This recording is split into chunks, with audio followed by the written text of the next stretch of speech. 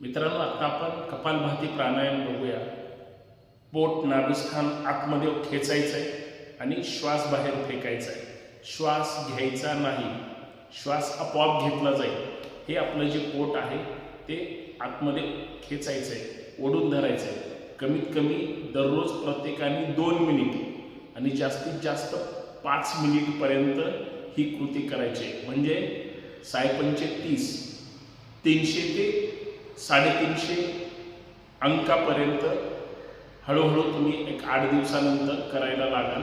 अतिशय सुंदर प्राणायाम आहे। जेवढी तुमची पचनक्रिया, पोटाला जेवढा ताण द्याल तेवढी छोटी आतडी मोठी आतड्यांवर पण ताण होईल आणि त्याचा तुम्हाला नक्कीच फायदा होईल। कशी करायची? ध्यान मुद्रेमध्ये अंगठ्याला शेजारचं बोट ध्यान मुद्रेमध्ये ताट बसायचं, पाठीचा कणा एकदम सरळ, तोंड बंद, डोळे बंद, एकदम ध्यान मुद्रेमध्ये आणि ही कृती करायची। कमीत कमी 2 मिनिट झाली पाहिजे। 120 अंक। ती कशी करायची ते लक्षात घ्या।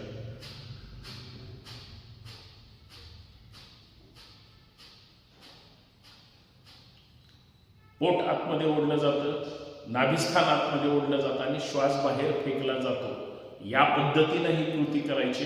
अत्यंत महत्त्वाची कृती आहे। प्राणायाम जेवढा तुम्ही चांगला कराल तेवढा तुमच्या शरीरासाठी, अंतर्गत भागासाठी फार महत्त्वाचा आहे। श्वसन नलिका, हृदय, फुफ्फुस, जठर हे जर चांगले असतील, निरोगी असतील तर तुम्हाला काहीही होणार नाही याची आपण काळजी घेतली पाहिजे। कपालभाती त्या पद्धतीने करत राहा। अंक टार्गेट तुम्ही ठेवा।